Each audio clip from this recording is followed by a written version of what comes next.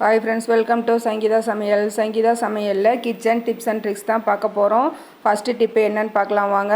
Ice cream வாங்கி நீங்கள் வாரத்தில் ஒரு டைமாவது ஐஸ்கிரீம் மிஸ் பண்ணாமல் வாங்கி சாப்பிடுங்க. இது பால் கலந்து செய்கிறதுனால நம்ம இதில் கால்சியம் சத்து அதிகமாக இருக்குது. அதுவும் இல்லாமல் விட்டமின் B12, வைட்டமின் டி இந்த மாதிரி நிறைய சத்துக்கள், விட்டமின் சத்துக்களும் இருக்குது. இது சாப்பிட்றதுனால கண் பார்வை, சிறுநீர் கோளாறுலாம் வராமல் இருக்கும். இதயமும் ஆரோக்கியமாக இருக்கும். வீட்லேயே ஆரோக்கியமாக ஐஸ்கிரீம் ரெடி பண்ணி சாப்பிடுங்க. அதுதான் ஃப்ரெண்ட்ஸ் ரொம்ப உடம்புக்கு ஆரோக்கியமானது. இப்போது ஃபஸ்ட்டு டிப்பு என்னன்னு பார்க்கலாம். ஃபஸ்ட்டு டிப்பு என்னென்னா, நம்ம வீட்டில் இந்த மாதிரி சிசர் வச்சுருப்போம்.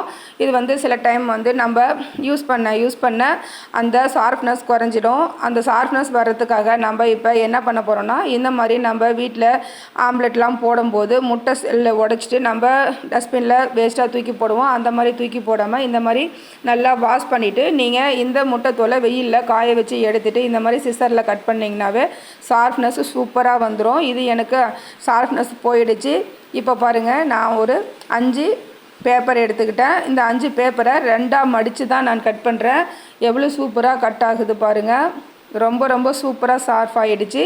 இந்த டிப்பும் நீங்கள் ட்ரை பண்ணி பாருங்கள். ட்ரை பண்ணி பார்த்துட்டு இந்த டிப்ஸ் உங்களுக்கு பிடிச்சிருக்குன்னு நினைக்கிறேன். பிடிச்சிருந்தா உங்கள் ஃப்ரெண்ட்ஸுக்கும் ஃபேமிலி மெம்பர்ஸ்க்கும் ஷேர் பண்ணி சப்போர்ட் பண்ணுங்கள்.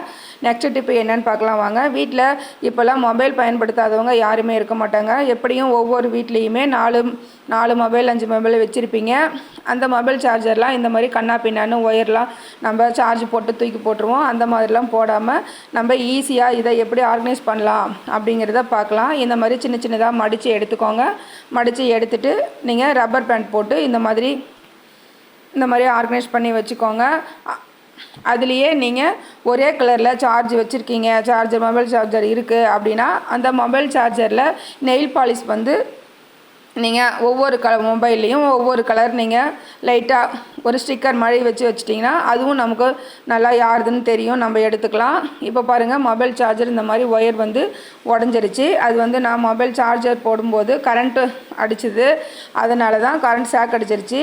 அதனால தான் நான் இந்த டிப்ஸை உங்களோட ஷேர் பண்ணிக்கிறேன். இந்த மாதிரி ரப்பர் பேண்டை அந்த கட்டான இடத்துல சுற்றி வச்சுட்டிங்கன்னா கொஞ்சம் கூட கரண்ட் எதுவுமே சாக்கடிக்காது. இப்போ பாருங்கள், நான் அவ்வளோ அழகாக ஆர்கனைஸ் பண்ணிட்டேன். பார்க்கும்போதே ரொம்ப அழகாக இருக்குது. இப்போ இதை எப்படி நம்ம ஸ்டோர் பண்ணுறதுன்னு பார்க்கலாம். நம்ம ஏதோ ஒரு வாங்கிட்டு வருவோம், ஏதோ ஒரு ட்ரெஸ் வாங்கிட்டு வருவோம், இல்லை ஏதோ ஒரு பாக்ஸில் நம்ம ஸ்டோரேஜ் வாங்கிட்டு வருவோம், பொருள் வாங்கிட்டு வர பாக்ஸை இந்த மாதிரி கார்ட்போர்ட் பாக்ஸை நீங்கள் தூக்கி போடாமல் இந்த மாதிரி ஆர்கனைஸ் பண்ணுறதுக்கு அழகாக நீங்கள் யூஸ் பண்ணிக்கலாம். நீங்கள் மொபைல் போடுற சுவிட்ச் போர்டுக்கும் பக்கத்துலேயே டேபிள் மேலே இந்த மாதிரி ஆர்கனைஸ் பண்ணி வச்சுட்டிங்கன்னா அவங்கவுங்க சார்ஜரை அவங்க ஈஸியாக எடுத்து யூஸ் பண்ணுறதுக்கு நல்ல வசதியாக இருக்கும்.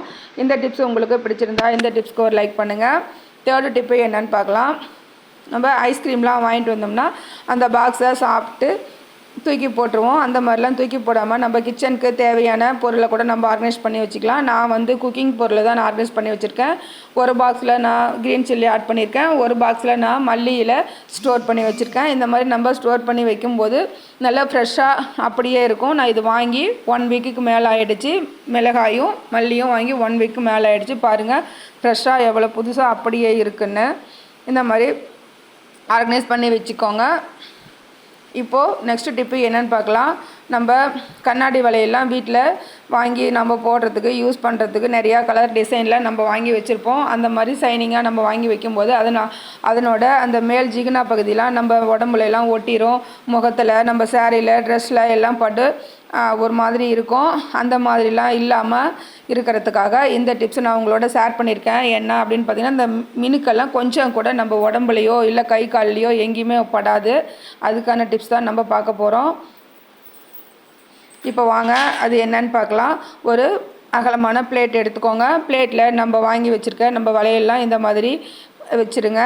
அடுக்கி வச்சுட்டு நல்லா கொதிக்கிற தண்ணி நீங்கள் வளையல் முழுகிற அளவுக்கு நல்லா இந்த வளையல்லாம் நல்லா மூழ்கிற அளவுக்கு இந்த கொதிக்கிற தண்ணியை அந்த வளையல் மேலே ஊற்றிட்டு ஒரு 10 மினிட்ஸ் நீங்கள் அப்படியே விட்டுருங்க. 10 மினிட்ஸ் கழித்து பார்க்கலாம். நான் சொல்லியிருக்கேன் எல்லா டிப்ஸுமே உங்களுக்கு ரொம்ப யூஸ்ஃபுல்லாக இருக்குன்னு நினச்சிங்கன்னா உங்கள் ஃப்ரெண்ட்ஸுக்கும் ஃபேமிலி மெம்பர்ஸ்க்கும் ஷேர் பண்ணி சப்போர்ட் பண்ணுங்கள். ஃப்ரெண்ட்ஸ், எங்களை மாதிரி ஸ்மால் சேனலுக்கு சப்போர்ட் பண்ணுங்கள். எங்கள் சேனலில் நிறைய டிப்ஸ் வீடியோலாம் போட்டிருக்கோம். டைம் இருக்கும்போது போய் பாருங்கள். எங்களுக்கும் சப்போர்ட் பண்ணுங்கள் ஃப்ரெண்ட்ஸ். இப்போது 10 மினிட்ஸ் ஆகிடுச்சு. நம்ம இந்த வலையெல்லாம் நம்ம எடுத்துடலாம். இப்போது இதையெல்லாம் எடுத்துகிட்டு ஒரு காட்டன் கிளாத் எடுத்துக்கோங்க. ட்ரையான ஒரு காட்டன் கிளாத் நீங்கள் எடுத்துக்கோங்க. காட்டன் கிளாத் எடுத்துகிட்டு வேறு ஒரு பிளேட் எடுத்துக்கோங்க. அந்த பிளேட்டில் காட்டன் கிளாத்து போட்டு அது மேலே நம்ம இந்த வளையலெல்லாம் வச்சு நம்ம தொடச்சி எடுத்துக்கலாம். க்ளீன் பண்ணி அந்த ஈரமெல்லாம் இல்லாமல் நம்ம க்ளீன் பண்ணி எடுத்துக்கலாம். நான் இந்த மாதிரி ஒரு டவல் எடுத்துக்கிட்டேன். கிச்சன் டவல் தான் எடுத்து நான் அதில் இந்த ஈரமெல்லாம் இல்லாமல் நான் தொடச்சி எடுத்துட்டேன். தொடச்சி எடுத்துகிட்டு நீங்கள் உங்களோட வளையல் ஹோல்டரில் நீங்கள் இந்த மாதிரி ஸ்டோர் பண்ணி வச்சுக்கோங்க. பாருங்கள், பார்க்குறதுக்கு எவ்வளோ சூப்பராக ஸோ க்யூட், ரொம்ப அழகாக இருக்குது. இந்த டிப்ஸ் உங்களுக்கு பிடிச்சிருக்குன்னு நம்புகிறேன். இப்போ வாங்க நெக்ஸ்ட் டிப் என்னென்னு பார்க்கலாம். இந்த டிப்ஸ் என்னன்னு பார்த்தீங்கன்னா, ஸ்டவ் ஆன் பண்ணிக்கோங்க. ஸ்டவ் ஆன் பண்ணிட்டு தோசை தவாவை வச்சுக்கோங்க. லைட்டாக வச்சு சூடு பண்ணிக்கோங்க. லோ ஃப்ளேமில் தான் நீங்கள் தோசை தவாவை வச்சுக்கணும். நம்ம வீட்டில் நான் வந்து இன்றைக்கி ஆம்லெட் போட்ட முட்டை செல் தான் நான் எடுத்திருக்கேன். எக் செல் தான் நான் எடுத்திருக்கேன். நீங்கள் வந்து அவிச்ச முட்டை இருந்தாலும் நல்லா வாஷ் பண்ணிவிட்டு நீங்கள் எடுத்துக்கோங்க. எடுத்து வெயிலில் காய வச்சு எடுத்துக்கோங்க. அந்த முட்டைத்தோலை இந்த மாதிரி நல்லா மிக்ஸி ஜாரில் நீங்கள் மாற்றி நல்லா பவுடராக கொரகொரப்பாக அரைச்சிட்டு வந்துடுங்க. நைஸ் பவுடராக இல்லை, கொரகொரப்பாக அரைச்சி எடுத்துக்கோங்க. இது ஒரே ஒரு பொருள் போதும் ஃப்ரெண்ட்ஸ். உங்கள் குக்கர் ஆகட்டும், தோசை தவாவாகட்டும், எதுவாக இருந்தாலும் கரைப்பிடிச்ச பாத்திரம் எதுவாக இருந்தாலுமே நீங்கள் சூப்பராக க்ளீன் பண்ணி எடுத்துக்கலாம். நான் இன்றைக்கி தோசை தவாவை தான் க்ளீன் பண்ண போகிறேன். அதுக்கான டிப்ஸ் தான் இது. இதை வந்து நம்ம ஒரு கொரகொரப்பாக அரைச்சி எடுத்துகிட்டு வந்துடுவோம். இப்போ மிக்ஸி ஜாரில் நம்ம மாற்றிக்கலாம்.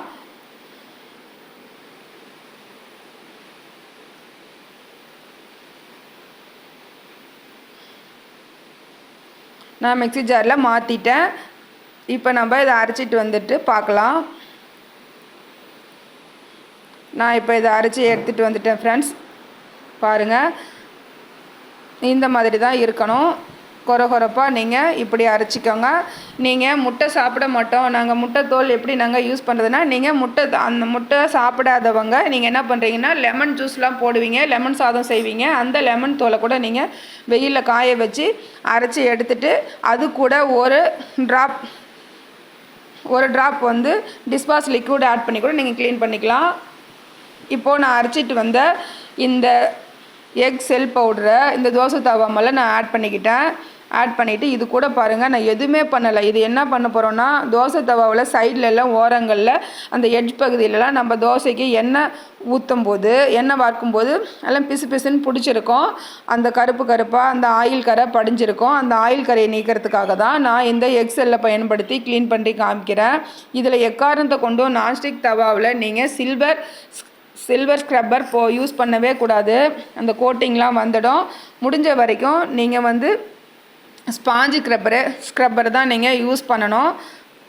ஃபஸ்ட்டு வந்து எக்ஸெல்லில் நீங்கள் இந்த மாதிரி ஸ்ப்ரெட் பண்ணி கொடுத்துட்டு லைட்டாக தண்ணி 2 ட்ராப் விட்டுட்டு நீங்கள் ஃபஸ்ட்டு கையிலேயே நீங்கள் இந்த மாதிரி தேய்ச்சி கொடுங்க. கையில் தேய்ச்சி விட்டுட்டு அதுக்கப்புறமா இந்த மாதிரி ஸ்பாஞ்சு ஸ்க்ரப்பர் எடுத்துக்கோங்க. எடுத்துகிட்டு இதை வந்து நீங்கள் இந்த மாதிரி நல்லா அந்த எட்ஜு பகுதியில் ஓரங்களில் இதெல்லாம் அப்படி தேய்ச்சி கொடுத்தீங்கன்னாவே ஈஸியாக அந்த ஆயில் பிசுக்கு எல்லாமே வந்துடும். நான் இது கூட வந்து எந்த ஒரு க்ளீனிங் லிக்விடும் நான் ஆட் பண்ணல ஃப்ரெண்ட்ஸ். ரொம்ப சூப்பராக இருந்தது. நீங்கள் இந்த மாதிரி நீங்கள் க்ளீன் பண்ணிவிட்டு நீங்கள் இதுக்கு வெங்காயம் ஆயில் தடவி வெங்காயமெல்லாம் தேய்க்கணும்னு அவசியமே இல்லை. தோசை வாத்து பாருங்கள், செம்ம சூப்பராக வந்தது. மொறுன்னு அருமையாக வந்தது. நான் வந்து அதை ஆட் பண்ணால் இன்னும் வீடியோ லென்த்தாக போயிடும் அப்படின்னு சொல்லிட்டு நான் ஆட் பண்ணலை. நீங்கள் இந்த டிப்ஸை நீங்கள் ட்ரை பண்ணிவிட்டு உங்களோட ஃபீட்பேக்கை மறக்காமல் வந்து கமெண்ட்டில் சொல்லுங்கள். செம்ம சூப்பராக பாருங்கள், க்ளீன் ஆகிடுச்சு. பார்க்குறதுக்கு புது தோசை தவா மாதிரி இருக்குது. பின்பகுதியிலையும் நான் இந்த எக்ஸெல் வச்சு நான் பயன்படுத்திட்டேன். எல்லா டிப்ஸுமே உங்களுக்கு ரொம்ப யூஸ்ஃபுல்லாக இருக்குன்னு நம்புகிறேன். யூஸ்ஃபுல்லாக இருந்ததுன்னா சப்ஸ்கிரைப் பண்ணுங்கள், லைக் பண்ணுங்கள். Thank you friends.